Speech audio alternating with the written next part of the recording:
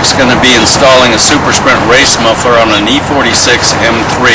We're going to have installation procedure and before and after sound clips.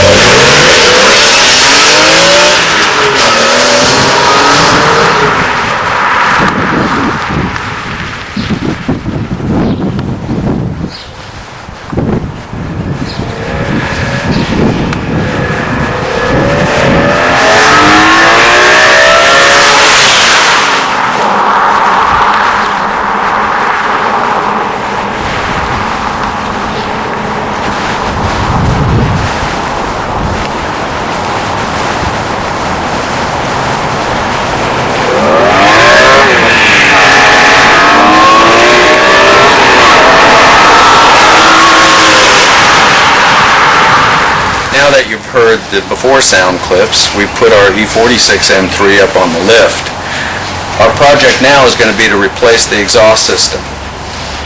The hanger points on this car, there's a factory hanger point on the far right, and there's two factory hangers on the far left.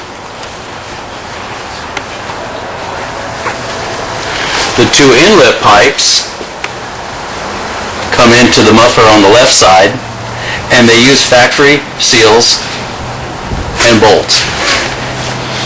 On the ground, we've got the Supersprint race muffler replacement.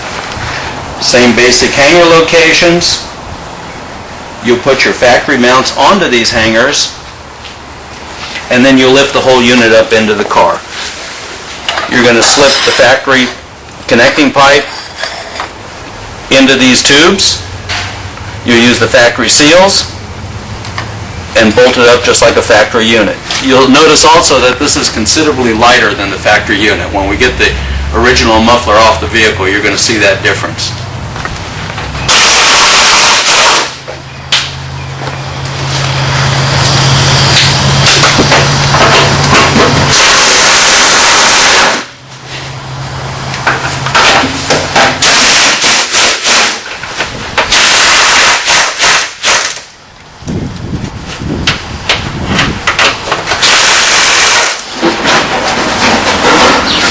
Never mind, Carl. Okay.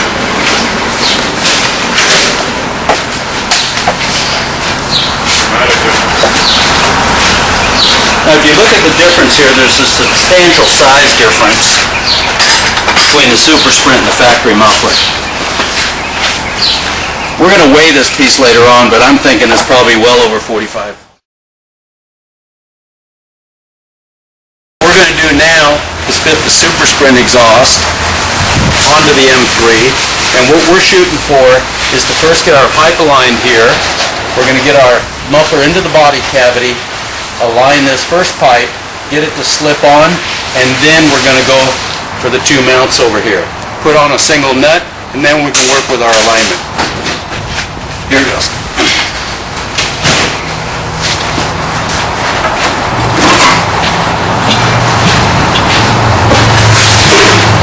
So we've got the muffler attached to the vehicle securely with the hangers.